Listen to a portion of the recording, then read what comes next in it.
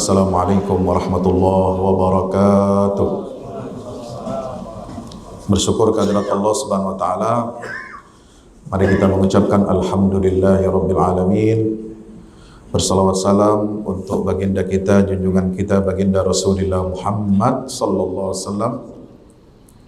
Sosok pemimpin yang menjadi tauladan bagi kita semuanya, menjadi prototip contoh paling ideal untuk semua pemimpin dan untuk umat yang mencari keadilan, yang mengharapkan kesejahteraan dan yang ingin menjadikan negaranya menjadi baldatun thayyibatun wa rabbun ghafur. Dialah Habibuna Muhammad sallallahu alaihi wasallam. Allahumma shalli ala Muhammad wa ala ali Muhammad. Bapak Ibu hadirin dirahmati Allah Subhanahu wa taala. Tema kali ini berangkat dari kegelisahan saya bahwa ternyata memang PR besar dan penyakit yang paling besar di dunia Islam ini itu adalah kepemimpinan yang istibdad, kepemimpinan yang tiran atau diktator. Nah, ini PR ini sudah diperingatkan oleh ulama dari Syria, namanya Abdurrahman Al-Kawakibi. Ya, beliau hidup pada tahun 1845, wafat 1900 sekian. Ya, ulama dari Syria ini meninggal masih muda, usia 47 tahun. Tapi menulis kitab yang mengguncang dunia Islam, judulnya Taba'i'ul Istibdad wa Masari'ul Isti'bad. Tabiat karakter-karakter tirani dan akhir daripada penyembahan manusia kepada manusia. Ya, di dalam Al-Quran ketika berbicara tentang bagaimana menciptakan masyarakat yang adil, makmur, yang manusiawi, yang beradab, ya, kita disuguhi banyak sekali kisah-kisah di dalam Al-Quran. Bagaimana Allah Subhanahu wa taala menghadirkan kisah para nabi itu bukan hanya untuk menjadi kisah pengantar tidur, ya, atau kisah yang enak untuk didengar. Tapi kisah-kisah itu mengandung pelajaran-pelajaran yang sangat berharga. Ya, termasuk salah satunya bagaimana cara kita atau memahami karakter pemimpin yang diktator atau tiran. Ya. Sebab kalau ini tidak dibahas, maka terlalu mahal ongkos yang dibayar oleh umat Islam di negeri-negeri Islam yang menyebabkan keterpurukan, kemunduran, keterbelakangan, baik secara ilmu pengetahuan, ekonomi, politik, sosial, budaya, dan yang terbesar adalah kerugian kita. Sampai sekarang kita tidak bisa atau belum berhasil merebut kembali Baitul Maqdis. Kenapa? Karena kata Syekh Muhammad Al-Ghazali, bisa jadi keruntuhan Zionis Israel itu akan didahului, dan dia percaya itu, pasti akan didahului oleh runtuhnya rezim-rezim tiran yang korup yang berkuasa di negeri-negeri Islam. Karena yang menyebabkan Israel itu ada, tetap langgeng berdiri, kuat sampai sekarang, itu bukan hanya Amerika yang membackup di belakangnya, tetapi juga karena ada kolaborator, ada supporter di balik layar yang meskipun kelihatannya di depan garang gitu ya, di depan televisi mengutuk Israel, tapi di belakang dia bermain mata dan bercengkrama dengan perusahaan-perusahaan teknologi, bersenjataan, ya, bahkan juga finansial Yahudi. Nah, ini yang menyebabkan persoalan dunia Islam ini tidak selesai. Ya, nah itu kuncinya adalah pada istibdad. Itu yang diingatkan oleh Abdurrahman Al-Kawakibi, diingatkan oleh para ulama seperti Muhammad Abduh, ya, Maluddin Al-Afghani, dan Said Muhammad Rashid Ridho. Nah, kemarin saya sampaikan sudah ada beberapa ciri, ya, rezim yang tiran ini sebagaimana digambarkan oleh Allah dalam kisah Fir'aun, ya. Saya tidak perlu mengulang, ini ada saya bagi dalam beberapa video. Yang pertama singkatnya adalah bahwa rezim ini tidak berkuasa sendiri. Dia hanya simbolik, tetapi yang berkuasa itu justru ada geng kriminal. Kelompok penjahat yang disebut di dalam istilah Al-Quran itu Alu Fir'aun, keluarga Fir'aun. Jadi walaupun istrinya Fir'aun itu tidak ikut-ikutan, gak ada hubungannya dengan kejahatan dia. Fir'aun punya anak angkat Nabi Musa juga tidak ada hubungannya dengan kejahatan Fir'aun. Tapi Fir'aun itu punya kerabat, punya keluarga-keluarga, meskipun beda, tidak satu darah, ya, tidak satu rahim. Ya, kerabat keluarga yang disebut keluarga Fir'aun itu adalah ya geng kriminal, ya, yang namanya Korun, Haman, ya, Bal'am, itu bukan satu keluarga dengan Fir'aun, bukan satu darah, ya, bukan hubungan rahim, tapi dia diikat, disatukan oleh ya kezaliman yang sudah mendarah daging, sehingga itulah yang menjadi penghubung atau pengikat di antara mereka.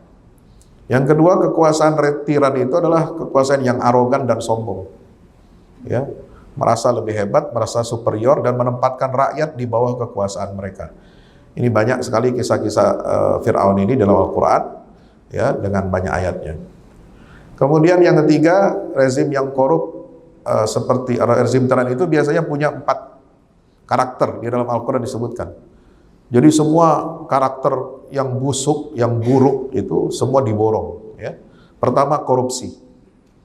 Ya, itu diistilahkan dengan apa? Al-fasad. Ya, innahu kana minal mufsidin. Ya, al-ana wa qad asaita min qabla wa kunta minal mufsidin. Ya, Fir'aun itu termasuk orang-orang yang korup. Ya, orang-orang yang berbuat kerusakan. Yang kedua, zalim. Ya, Allah Subhanahu wa taala berfirman kepada Nabi Musa, berseru, "Ani'til qaumaz zalimin." Ya. Qauma Fir'aun ala yattaqun. Ya, dakwahilah kaum yang zalim, yaitu kaum Fir'aun. Mengapa mereka tidak bertakwa kepada Allah Subhanahu wa taala? Yang ketiga adalah kefasikan, al-fusuq, ya. Yang keempat adalah kejahatan, al-ijram, innahu kana minal mujrimin. Ya. Nah, yang keempat ini adalah menindas pendapat rakyat dan memonopoli kebenaran. Ya, ini biasanya pemerintahan tiran, kekuasaan yang tiran ini selalu berupaya untuk menutupi kebebasan berpikir. Jadi orang berpikir kritis itu nggak boleh. Ya, menindas adanya pendapat yang berbeda, nggak boleh ada yang beda. Ya, memaksakan pandangannya justru dengan kekerasan. Nah, ini perkataan Fir'aun seperti direkam dalam Al-Quran, surah Al-Qasas ayat 38, "Malakum min ilahin ghairi." Ya, aku tidak mengetahui ada Tuhan bagi kalian selain aku. "Ma urikum illa ma ara wa ma ahdikum illa sabilar rasyad." Dalam ayat surat Ghafir ayat 29, aku tidak menunjukkan kepadamu kecuali apa yang aku pandang baik. Jadi selalu dia memaksakan pendapatnya, dia kerahkan semua ya pendukungnya, semua komunikasinya itu untuk menyuarakan pandangan bahwa apa yang menjadi kebijakan Fir'aun itu adalah pasti baik. Dan aku tidak membimbing kamu kecuali ke jalan yang benar. Jadi jalan yang benar itu hanya jalannya penguasa tiran, yaitu. Jadi bukan ihdinas siratal mustaqim siratal ladzina an'amta alaihim, tapi ihdinas siratal mustaqim menurut mereka ini dan pengikutnya siratal mustabiddin, ya. Jalannya orang-orang yang tiran, ya. Nah, ini bahaya sekali. Ini bisa mengubah akidah, mengikis sedikit demi sedikit. Ya. Kemudian hal amantum qabla an adzana lakum. Sampai dia Fir'aun ini berkata kepada para penyihir, ya, yang tobat kembali kepada Allah setelah kalah, ya, melawan mukjizat yang Allah berikan kepada Fir'aun, kepada Nabi Musa alaihissalam. Ya, ketika itu mereka beriman. Ya, lucunya Fir'aun itu nanti kita jelaskan lagi di bawah ada.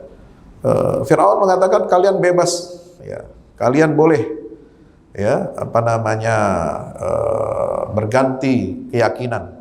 Tapi justru ketika di sini para penyihir Firaun itu memilih iman kepada Allah, justru Firaun ini mengatakan, apakah kalian beriman kepada Musa sebelum aku mengizinkan kalian? Jadi iman kepada risalah itu memerlukan izin, ya.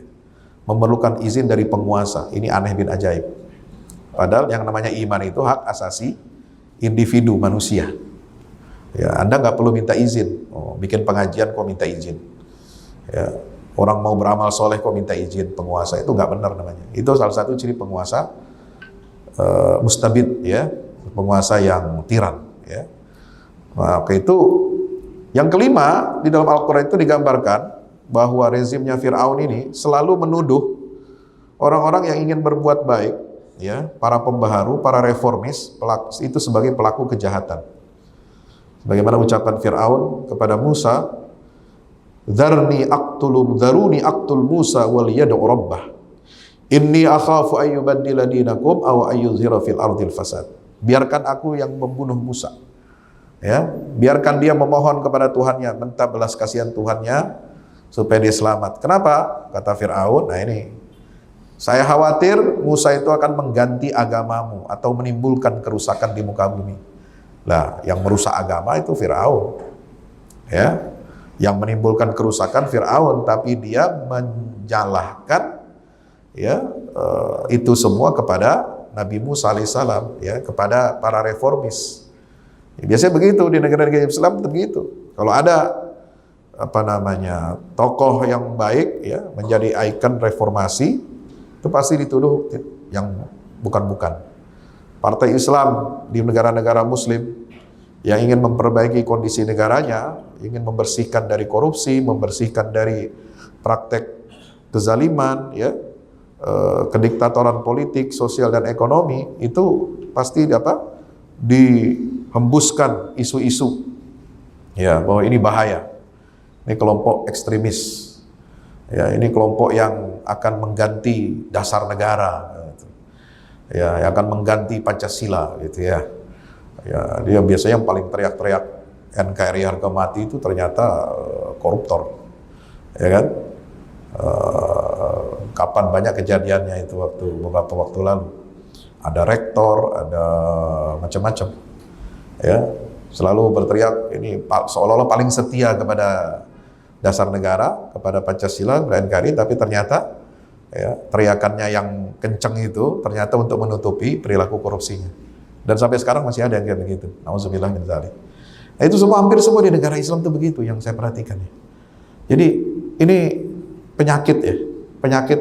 Al-Quran sudah memberikan gambaran bahwa peristiwa-peristiwa seperti itu pasti akan terulang. Nah, kita harus belajar, ya, untuk perbaiki ini semua. Makanya kenapa setiap hari Jumat itu kita baca surat Al-Kahfi, ya. Untuk apa? Apa cuma untuk dapat pahala?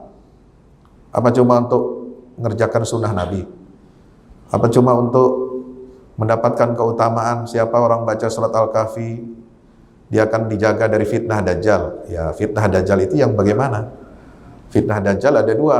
Fitnah Dajjal nanti di akhir zaman, sama fitnah Dajjal yang kecil-kecil.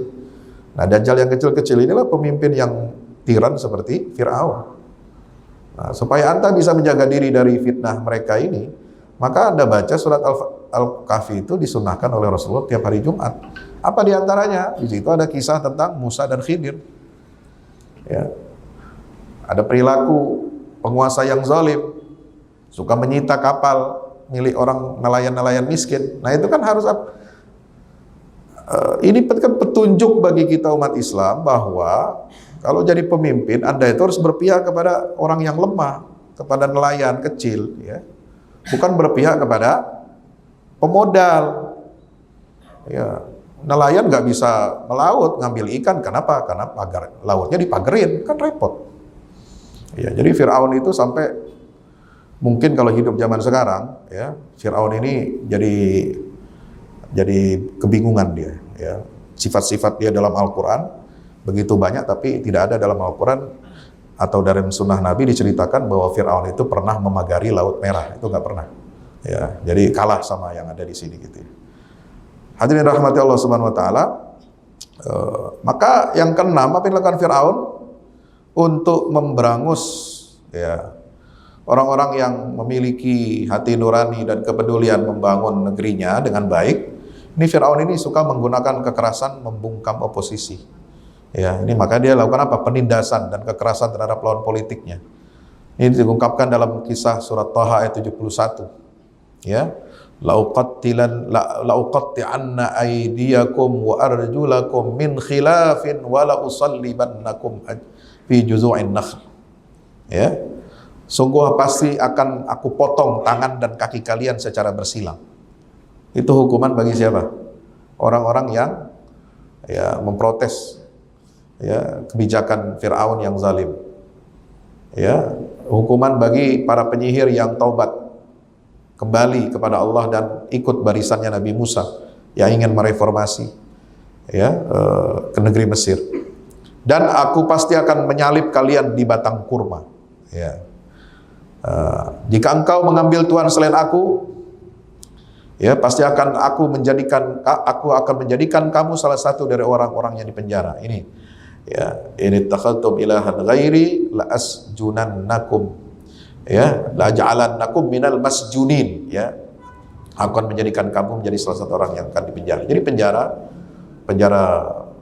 penjara itu diisi bukan oleh kriminal. Ya, kebanyakan penjara di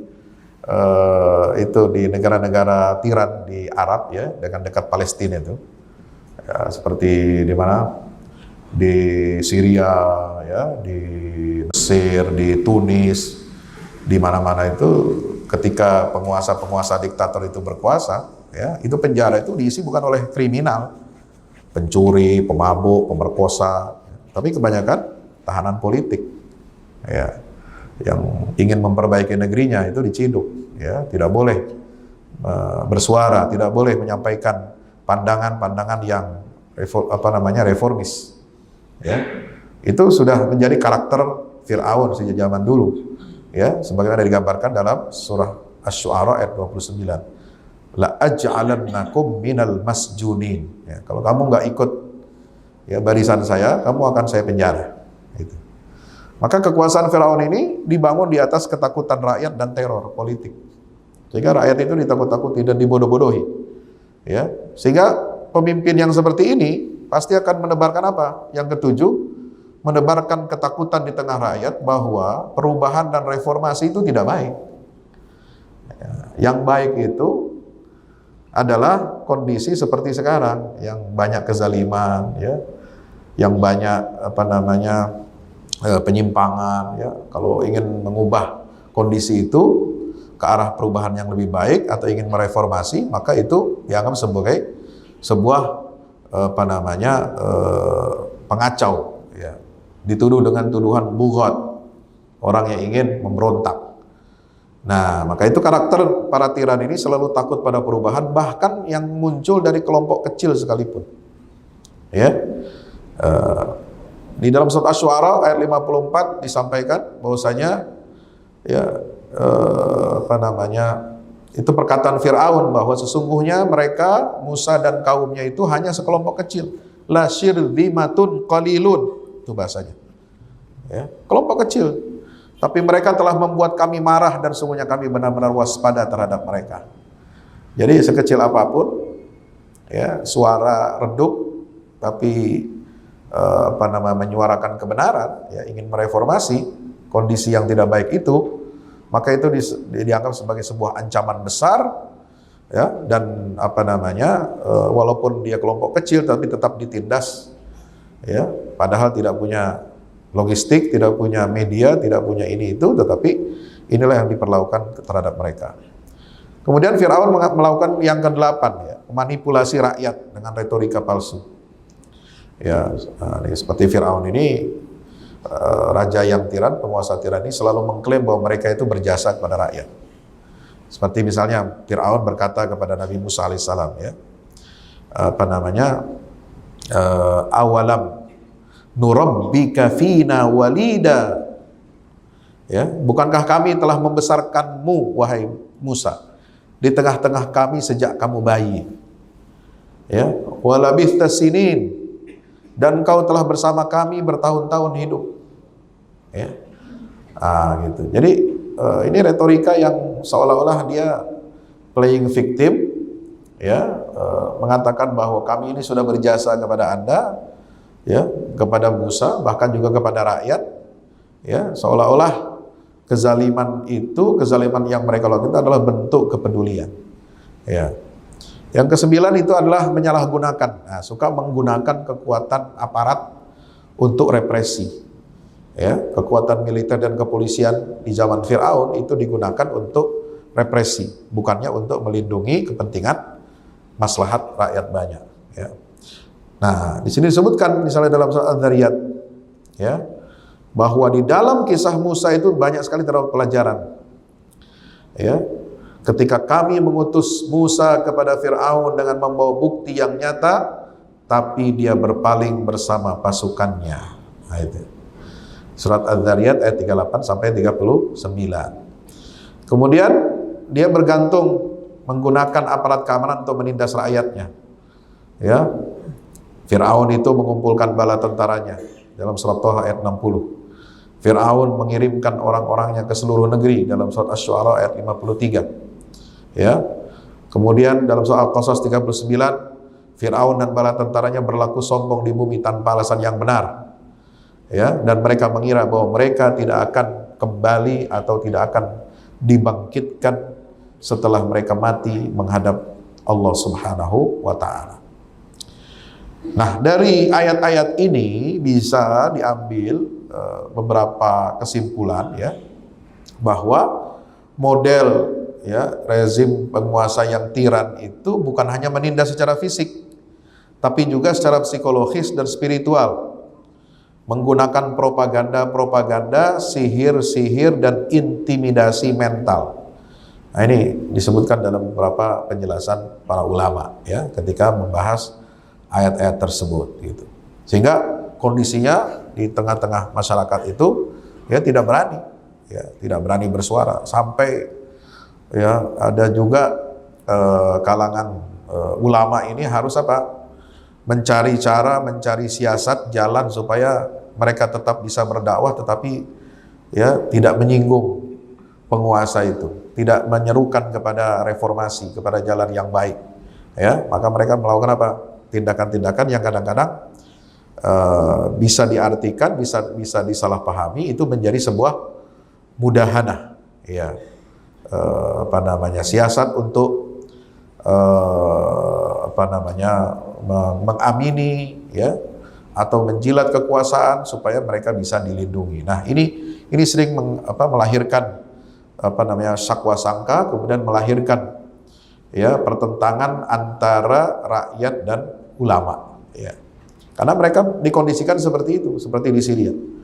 Ya, 54 tahun rezim Suriah ini berkuasa, keluarga, ya, salah satu keluarga dari kelompok minoritas Syiah Alawid itu berkuasa, ya, luar biasa kekejamannya, ya, penjara terburuk di dunia, ya, itu menjadi saksi kekejaman rezim Bashar al-Assad ini, ya. Setelah tumbang kemarin, yang berhasil dibebaskan oleh kaum revolusioner, oleh tentara pembebasan Suriah, Hayat Tahrir Syam, itu kurang lebih ada 300.000 tawanan, yaitu penjara besar, ada 5 lantai di atas dan di bawahnya itu ada 10 lantai, ya, berbagai macam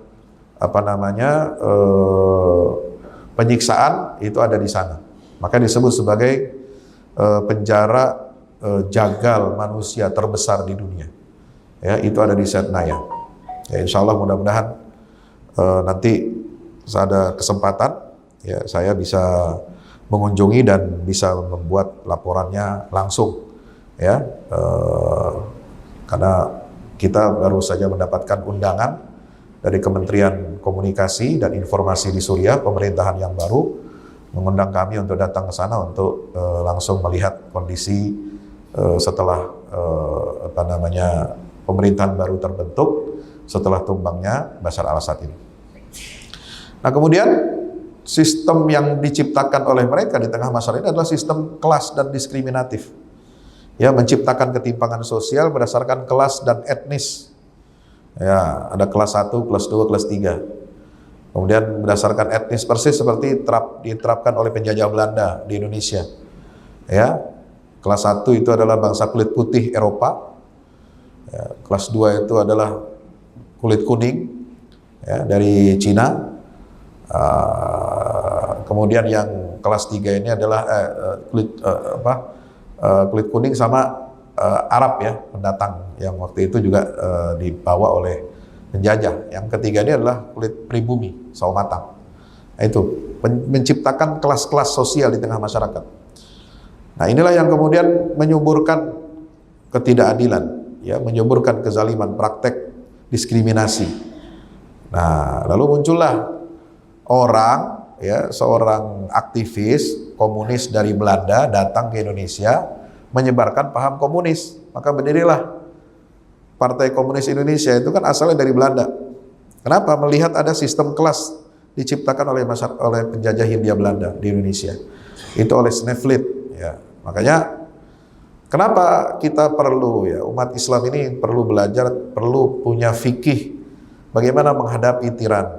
Jadi kita nggak perlu belajar kepada tokoh-tokoh komunis untuk melawan kezaliman, melawan tiran. Itu kita tidak harus menjadi komunis dan tidak harus menjadi sosialis. Cukup Anda belajar kepada Al-Quran, ya. Cukup Anda mengerti ajaran Islam yang benar dari Al-Quran dan Sunnah, Anda pasti akan menjadi orang yang anti terhadap kezaliman, ya, anti terhadap kediktatoran. Nah, kadang-kadang karena kita ini pembahasan agama itu tidak menyentuh hal-hal, ya, fikih tentang bagaimana fikih siasa, bagaimana menghadapi penguasa yang zalim. Nah, karena itulah kita kemudian di satu sisi melahirkan kelompok yang ekstrim ke kiri, ya. Jadi ada istilah dulu di awal pergerakan nasional Indonesia itu, Syarikat Islam terpecah menjadi dua, disusupi oleh komunis, ya, makanya disebutkan SI merah. Nah, itu jadi ada haji, ada kiai, ada anak kiai, tapi jadi tokoh PKI. Nah, yang kayak gitu banyak itu dulu. Ya, itu kenapa? Karena dia nggak belajar Islam matang, gitu ya. Dia akhirnya belajar tentang pertentangan kelas, ya, itu dari Karl Marx, dari pemikir-pemikir sosialis, komunis, seolah-olah ini ajaran baru, seolah-olah ini penyelamat, padahal itu merusak. Kenapa? Ya karena komunis sosialis, ya, ujung-ujungnya itu Yahudi juga yang bikin. Ya, Karl Marx itu orang Yahudi. Ya, asalnya dari pemikiran dari mana? Dari pemikiran Darwin. Charles Darwin juga Yahudi. Ya, dia mengembangkan teori-teori yang dianggapnya ilmiah, padahal itu pseudo ilmiah, ya, yang menyatakan ada pertentangan teori antar kelas, lalu kemudian siapa yang kuat dia yang akan bertahan dan lain sebagainya. Survival of the fittest dan sebagainya itu, ya. Nah, itu. Kenapa? Karena kita nggak belajar kepada Al-Quran. Ya. Orang Islam belajarnya tahunya hanya fikih toharoh, fikih sholat, fikih puasa, ya, nggak peduli masalah fikih kekuasaan. Nah, itu. Akhirnya kita, ya, ditipu-tipu oleh kekuasaan. Kenapa? Karena kita menganggap Islam itu hanya ritual, hanya ibadah, tidak mengurusi masalah politik. Sehingga apa? Kita nggak bisa menyikapi masalah-masalah kediktatoran politik ini dengan sudut pandang ajaran Islam. Itu seolah-olah kalau kita ingin revolusioner harus jadi melepaskan agama Islam lalu masuk jadi komunis. Jadi kita ini ateis, tidak bertuhan. Nauzubillah min zalik. Nah, maka kita kembalilah kepada Al-Quran dan Sunnah, ya. Nah, maka itulah ada tindakan Fir'aun selanjutnya adalah memanipulasi wacana publik. Ya, kalau pemerintah Fir'aun ini dia merasa tersudut dalam perdebatan. Ya, Nabi Musa ini kan dibantu oleh Harun, ya, saudaranya, ya, yang lebih fasih. Makanya ada doa, Rabbi shrahli sadri wa yassirli amri wahlul 'uqdatan min lisani yafqahu qawli. Itu doa Nabi Musa supaya lidahnya itu bisa fasih menjelaskan. Nah, karena ada riwayat, wallahu alam apakah Israiliyat ini benar apa enggak, itu waktu kecil dia mengambil bara api kemudian dimasukkan ke mulutnya sehingga lidahnya jadi pelok, ya, jadi kurang fasih, sehingga dia minta kepada Allah jadikanlah Harun itu sebagai apa? Sebagai kawan saya, sebagai teman saya untuk berdakwah. Wa afsahu minni lisana, dia itu lebih fasih lisannya daripada saya.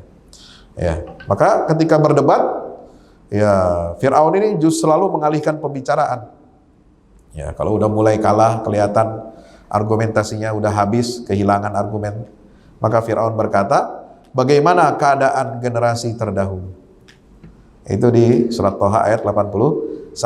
Karena itulah ulama tafsir mengatakan, inilah bentuk strategi pengalihan isu untuk menutupi kekalahannya di dalam debat. Ya. Jadi kalau menyampaikan narasi nggak mampu, ya, debat tidak mampu, kemudian menggunakan kekerasan, lalu kemudian pakai strategi pengalihan isu, itu ciri-ciri pemimpin rezim yang rusak. Ya. Kemudian pura-pura dalam menegakkan keadilan. Salah satu karakter rezim Fir'aun ini, ya, itu suka berpura-pura menegakkan keadilan. Ya, pura-pura nerima perbedaan pendapat, dijamin berbeda pendapat, ya, hak untuk berbicara, hak untuk berkumpul. Kita menghormati kritik, ya. Di sini negara demokrasi dan kebebasan, ya. Bahkan ada rutin pemilihan pemimpin, ya, setiap berapa tahun sekali, ya. Tetapi faktanya, ya, dalam sejarah Fir'aun ini selalu menampilkan, ya, persis seperti itu, menampilkan awalnya dirinya pemimpin yang terbuka dengan kritik. Ya, seperti di contoh nih surat Al-A'raf ayat 106 ini unik, ya. Jika kamu datang dengan satu bukti, in ji'ta bi ayatin, ya, maka tunjukkanlah itu jika kamu memang termasuk orang-orang yang benar. Ya, kalau memang kamu mendatangkan kamu benar, datangkan bukti. Seolah-olah dia ingin mengatakan saya ini tidak anti kritik, saya ini tidak anti protes.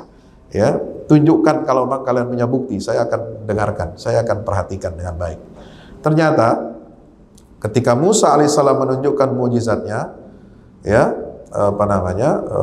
Fir'aun itu mengadakan, ya, setelah melemparkan tongkatnya menjadi ular, kemudian mengeluarkan tangannya, kemudian menjadi putih, ya, bagi orang-orang yang melihatnya.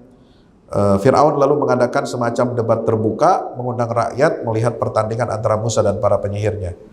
Maka disitulah dikumpulkan para penyihir pada waktu yang telah ditentukan dan dikatakan kepada orang-orang, apakah kalian berkumpul untuk menyaksikan? Ya. Nah itu, jadi kelihatannya sangat demokratis, memberikan kebebasan rakyat untuk memilih siapa yang benar. Ya, bahkan para penyihir pun diberikan pilihan terlebih dahulu. Ya. Imma an tulqiya wa imma an nulqiya, ya, silakan kamu yang melempar lebih dahulu atau kami yang lebih dahulu melempar. Nah ternyata setelah para penyihir itu melihat kebenaran, mereka bertaubat kepada Allah, sujud kepada Allah, Fir'aun itu menunjukkan wajah aslinya. Apa wajah aslinya? Fir'aun itu nggak suka ada orang baik. Ya, kalau ada orang ingin mundur dari barisannya, itu harus dengan seizin Fir'aun. Nah ini, qala hal amantum lahu qabla an adana lakum innahu lakabirukumul ladzi 'allamakumus sihr fala uqatti'anna aydiyakum wa arjulakum min khilafin wa la usallibannakum ajma'in. Ya, maka Fir'aun berkata, menunjukkan wajah aslinya, apakah kalian, wahai para penyihir, ya, beriman kepada Musa sebelum aku mengizinkan kalian? Ya, itu kan lucu. Padahal dia sebelum-sebelumnya sudah bilang apa? Silakan, ada bukti, kita adu bukti, kita adu argumen, ya. Yang argumennya menang, kita akan ikut, kita akan tunduk, ya. Tapi setelah dia kalah, bahkan penyihir-penyihirnya itu masuk Islam, mengikuti agama dan risalah yang dibawa oleh Nabi Musa, dia berbeda lagi. Ya, dia bilang, kamu kalau mau beriman mesti izin saya dulu. Ya kan? Ini aneh. Ya. Jadi bagaimana mungkin orang ingin beriman, ingin berubah jadi baik, untuk ingin hijrah di jalan Allah, kok perlu izin gitu ya? Padahal Fir'aun itu sebelumnya ya dia berpura-pura mengatakan ya akan aku berikan kebebasan bagi kalian untuk memilih. Nah, ada sifat yang berikutnya ini yang biasa terjadi di mana-mana. Terakhir kemarin itu di Bangladesh ya, pemimpin diktator perempuan. Perempuan ya, biasanya diktator ini laki-laki. Ada juga yang perempuan ya, betina ini. Ya, itu korupsinya luar biasa. Ya. Sampai kemarin semalam terakhir saya mendengar rumah dia yang dia tinggalkan, dia kesana dapat suaka politik di India, itu dibakar oleh massa. Ya, kenapa? Kekayaannya didapat secara ilegal. Ya, banyak pemimpin yang seperti ini, seperti Bashar Assad juga seperti itu. Ya, dia tinggalkan, bahkan saudaranya ada Maher al-Assad punya istana megah, ya, koleksi mobilnya puluhan, ya, padahal rakyatnya hidup telantar, miskin, bahkan di pengungsian. Nauzubillah min dzalik. Ya, ini apa? Kekayaan yang dahsyat, ya, berlebihan di kalangan penguasa dan circle-nya. Alaisa li mulku Misra wa hadhil anharu tajri min tahti. Bukankah kerajaan Mesir ini milik saya dan sungai-sungai ini mengalir di bawahku? Ya, berapa banyak kebun-kebun dan mata air yang mereka tinggalkan? Ya, mereka akhirnya kehilangan semua kekayaan itu.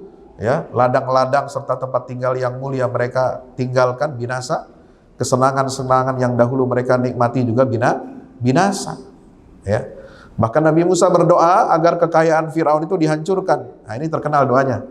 Dalam surat Yunus ayat 88, Rabbana tmis ala amwalihim washdud ala qulubihim ya fala yu'minu hatta yarawul adzabal alim. Ya, ya Allah Tuhan kami, sungguhnya innaka ataita fir'aun wa malahu zinatan wa amwalan fil hayatid dunya. Ya. Rabbana liyudillu an sabilik. Ya Tuhan kami, sesungguhnya Engkau telah berikan pada Fir'aun dan para pembesarnya perhiasan dan kekayaan.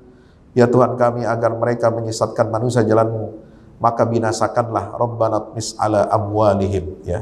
Binasakanlah harta mereka. Nah, ini. Nah, kemudian berikutnya yang ke-14 terakhir, ini adalah standar ganda dan suka manipulasi kebenaran, cenderung menggunakan standar yang ganda, memperbesar kesalahan oposisi, sementara mereka sendiri melakukan kejahatan yang jauh lebih besar. Coba lihat bagaimana dosa Fir'aun, ya, membunuhi semua anak laki-laki Bani Israel. Ya, itu surat Al-A'raf ayat 27. Ya, itu kan kriminal besar. Tapi ketika Nabi Musa, ya, tidak sengaja dengan tempelengannya itu menewaskan seorang pria Koptik, pria Mesir, secara tidak sengaja, maka Fir'aun ini membesar-besarkan kesalahannya, memanipulasi peristiwa ini untuk menciptakan citra buruk terhadap Nabi Musa alaihissalam. Ya, dia katakan apa dalam surat Asy-Syu'ara 19? Wa fa'alta fa'lataka wa anta minal kafirin. Engkau telah melakukan perbuatanmu itu wahai Musa, dan kau termasuk orang-orang kafir. Ya. Jadi sangat ironis sekali, ya, Fir'aun yang membantai ribuan bayi, ya, laki-laki, dia mengutuk Musa alaihissalam karena satu perbuatan yang tidak disengaja. Sementara perbuatan dia, ya, dianggap legal. Tapi kalau musuhnya yang melakukan, lawan politiknya yang melakukan, maka itu dianggap sebuah tindakan yang tidak diampuni. Nauzubillah min dzalik. Demikian hadirin Bapak Ibu dirahmati Allah Subhanahu wa taala, nanti kita lanjutkan di kajian berikutnya tentang bagaimana para ulama membuat kaidah, ya, untuk kita sama-sama memiliki fikih yang baik, fikih yang benar untuk menghadapi kediktatoran atau tirani politik. Wallahu a'lam bishawab. Assalamualaikum warahmatullahi wabarakatuh. Assalamualaikum. Bersama Saling Sapa TV.